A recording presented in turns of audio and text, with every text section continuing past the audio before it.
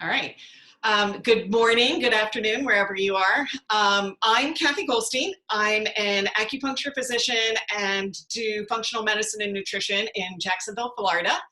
And today's topic is going to be about metabolic process. But first, I would like to introduce Lisa Rhodes, Dr. Lisa Rhodes. Lisa, tell us a little bit about you so that people know who we're talking to. Sure, thank you. I am a podiatrist and an acupuncturist. I also practice functional medicine, nutritional health, and I'm located in the southeastern part of Pennsylvania near Doylestown. Excellent. Okay, great. So our topic for today is the metabolic process. And so let's talk about why we're talking about this topic, and then we'll go ahead and define what that actually is. So you were talking about the metabolic process being so significant to the inflammatory process. So tell me what you were thinking. So what I was thinking was, the general term, I think when people hear their metabolic processes, they think about weight loss or weight gain. How they're burning their calories for energy, which yes, our metabolic process is involved in that.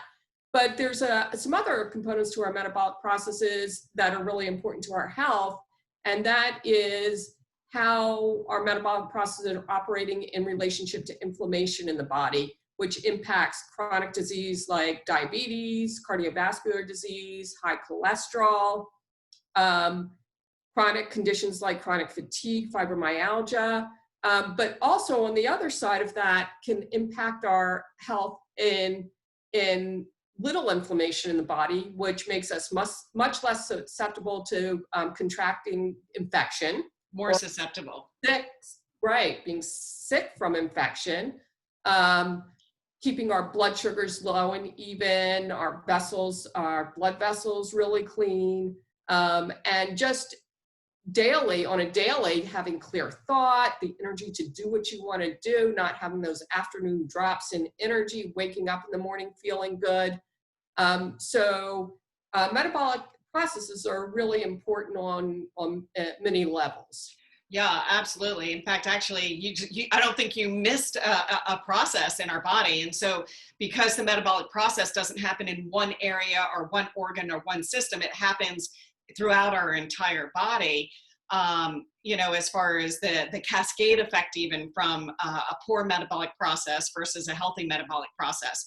So just for, how we talk to our patients in communication, what do you tell your patients as far as like what the metabolic process actually is? So I think that the number one important factor to kind of start with is metabolic processes are directly related to how much inflammation we have in the body. Okay. And when you said it affects every part of our body, it's because it affects every cell of our body. Every cell has its own metabolic processes. And when you have a process of inflammation as opposed to a non-inflammatory processes, that affects the whole body. So when you think about inflammation in the body, you can think about one of the good indicators of how much inflammation in the body is going to be body fat, like the body fat that's in your belly. I'm not talking about the fat that's under your skin. That's good. That's actually good fat if it's appropriate. But the fat that's in our belly is the fat that makes inflammatory chemistries. It makes cytokines. And if your belly fat is more than it should be on the body mass index kind of scale, you're going to have a lot of inflammation in the body. So one of the reasons why I'm talking about this is because that's really easy to then think about in terms of what kind of food you want to eat to decrease your inflammation, because it's the food that'll put fat on your body. Okay. So let me just step back a little bit, because when I talk about like the metabolic process in the body and in an organ and in a cell, what I like to really kind of talk about to make sure that we're all really understanding what that actually means is I actually go down to the nitty gritty of a cell. For a cell to survive, it has to be able to take nutrient in, and it has to let out toxins from just even normal process. And there's a life shelf, if you will, for a particular cell, but an unhealthy cell lives a short period of time and a healthy cell lives longer. So when we're talking about the metabolic process, we're talking about how that single cell makes energy, how that cell utilizes its nutrition so that it can be healthy. And then, cascade out, if a cell is healthy, then wherever that cell lives, you have a better tendency, to be it an organ, a gland, skin, whatever it is, that organ has a tendency to be healthier. So when we're talking about the metabolic process, it really means that cell's ability to sustain life. That's absolutely correct. And you have that mitochondria, which is the energy producing part of the cell. And it's kind of like, if you put dirty gas in your car, your engine is not going to really run well. And the longer you put dirty gas in your car, the more frequently, the worse your engine is going to run until it basically stops running. Right. But in the meantime, you get the knocks and the pings, which is symptoms. For us, that would be symptoms. Right. So, yes. So putting the right nutrition in your cell and having your cell have the ability to use that nutrition and then get rid of the waste products that's a result of the processes of whatever that cell does is really important. Okay, cool. So then so the reason why this is all so important on any given day, any given year, but especially right now where, and immune system, really in the last 10 years, as far as, I've been practicing for over 30 years, and the inflammation and being immune compromised and having more susceptibility to pathogens has gotten greater and greater and greater and greater. So it's not something that I talked about as much with my patients 30 years ago, but as we currently are moving forward, we live in a really challenging, stressful time for multiple reasons. But what we want to focus on here today is the importance of the metabolic process, the importance of what we can do about the metabolic process, and how it can help us to build our decrease inflammation and build our immune system. Right. Yeah. And what you said is very true about, the times that we live in being challenging right now. And, I think one of the takeaways for me in what, kind of we're going through right now is that it's not the virus, it's not the pathogen that's so much the issue, because these are going to be around. They're not going anywhere. Right. They're going to get stronger. So, unless we want to live in our homes for the rest of our lives, which I don't think anybody really wants to do, if your metabolic health is optimal, then you will have the least amount of susceptibility to getting sick from these. So, and what we all know right now is that it's not the virus that's the issue, it's the inflammatory process, which comes from your immune system's activity against the virus to get rid of it, that causes all the symptoms. So if you already have a certain level of inflammation and then your immune system is trying to get rid of some pathogen by creating inflammation, which raises the inflammatory level in your body, that's when you get sick. If you have a low inflammatory status in your body, and then you contract some kind of pathogen or infection, the inflammation that your body uses to get rid of it will not cause you to get, ill or worse. Right. So keeping your inflammatory processes down, which is directly related to your metabolic processes, I think is an important takeaway these days. Right. So it's never the pathogen. It's always the host. Is what, right. My theme my patients all know that. I say that all the time. Uh-huh. And what we mean by pathogens are viruses, bacteria, even molds and fungus and other microbials that are not healthy microbes. So microbes being defined as, as good pathogens in our body versus bad pathogens. We have both, but viruses exist, in our body all the time. So, they're just waiting for an opportunity to, Right. rear their ugly head, as I like to say. Okay, so where do we go from here? So, the things that you can do at home are, really important. Your lifestyle is important. And to stay away from the foods that are the inflammatory foods. And we all know things like sugar, white sugar are inflammatory, carbohydrates are inflammatory. But I think one of the things that people, because I talk to my patients about this, and a lot of people aren't really aware of oils, how oils can be inflammatory. Um, so, staying away from the vegetable oils, using olive oil, using avocado oil. So using the oils that don't easily kind of break down, particularly if you're cooking.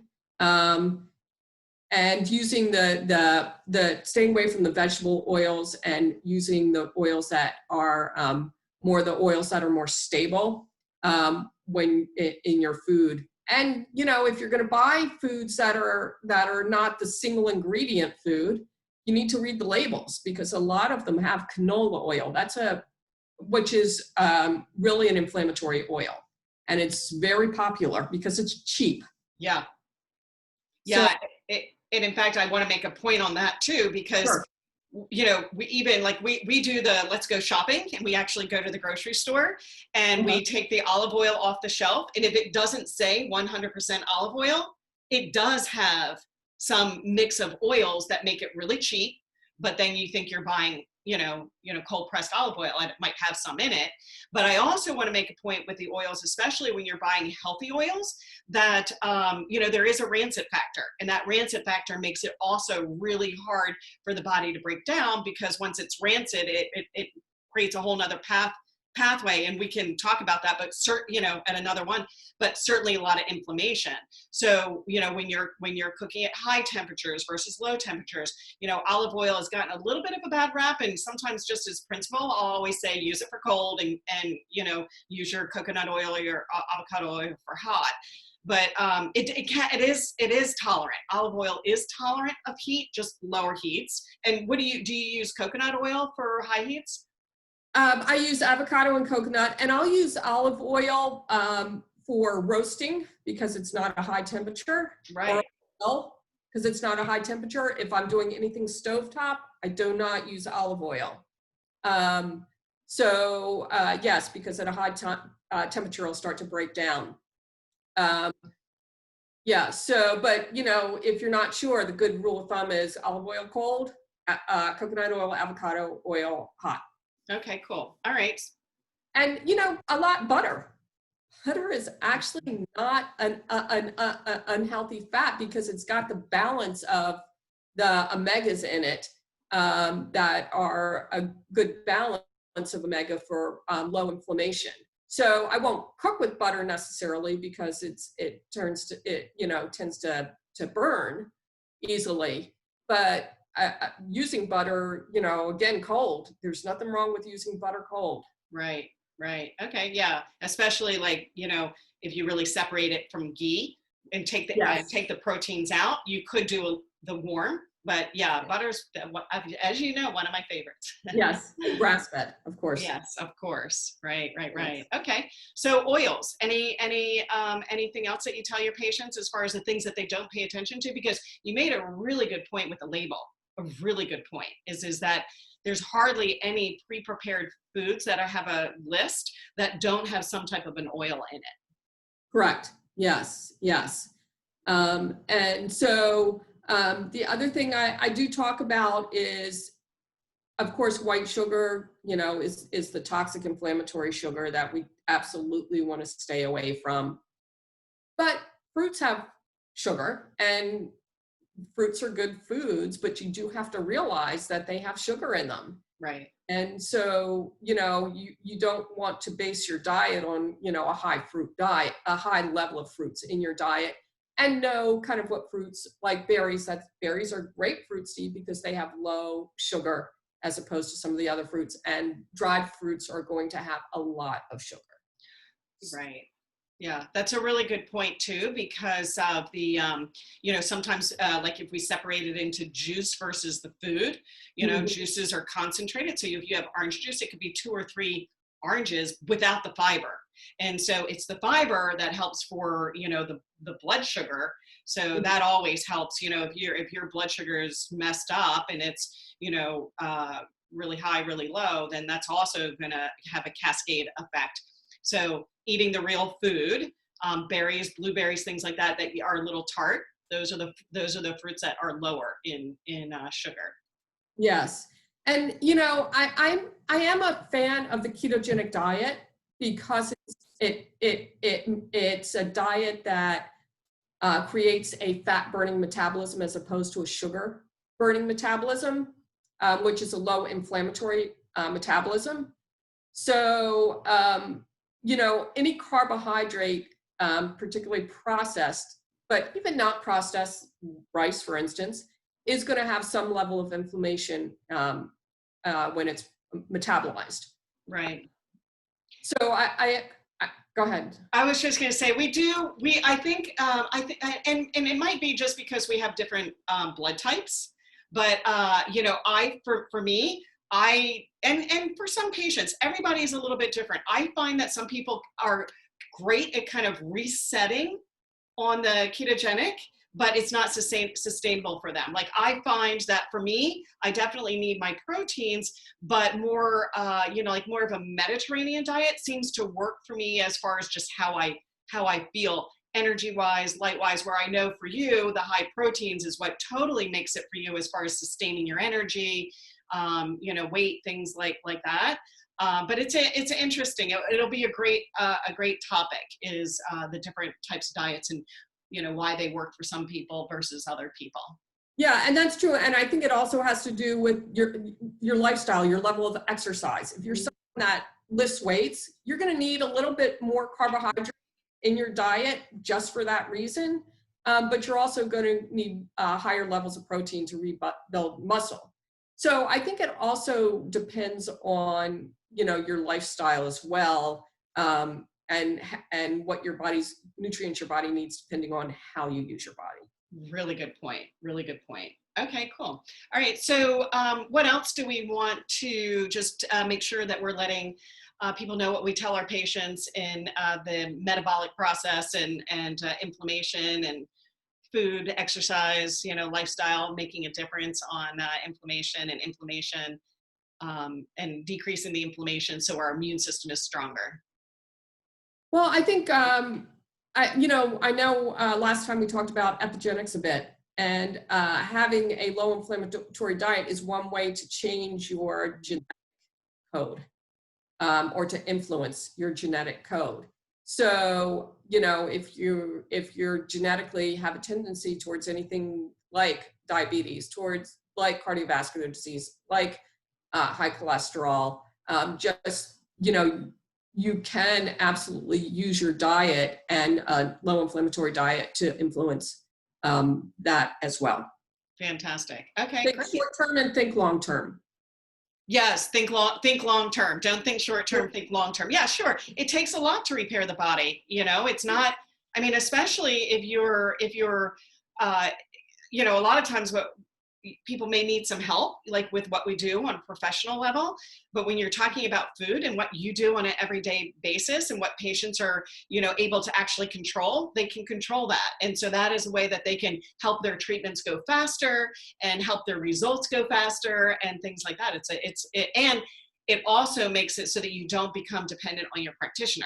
It makes it so that you have some control and we can get to preventative care, which is the whole point.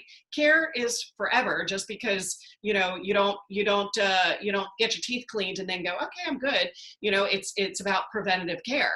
So, my favorite place is when I have a patient who's on preventative care because they're doing all of the right things, we can sustain that. Yes. And, I think another good point about preventative care is the healthiest care. It's also the cheapest. Absolutely. And that's what we want. We want it sustainable. So that's a Right. really good point. It costs a lot less to eat healthy, even though in the short term it may not seem like it is, but it absolutely is the most economical way in so many ways, as Yeah. well as even just your lifestyle, enjoying being able to enjoy your life more. Right. And who doesn't want to wake up in the morning and say, wow, I feel great. I don't have to push myself to do what I need to do today. Yeah. I'm, I'm ready to tackle it. I'm ready to do it and still feel good at night, you Right. know, No crashing at 3 o'clock and falling asleep on the couch. It's, right after dinner, you right. know? Yeah. Yeah. Yeah. Those are key signs. And a lot of people don't realize that, but Yeah. those are kind of the lifestyle signs that you need some help. And I think that's a great conversation too. Yeah. Yeah. That is. All right. So, thank you so much. I really appreciate your time. You've always got such great, insightful things that you contribute, especially in just communication. So thank you, thank you. Well, thank you as well, because I think two different people and perspectives works great. Fantastic. Well, have a great day. You too.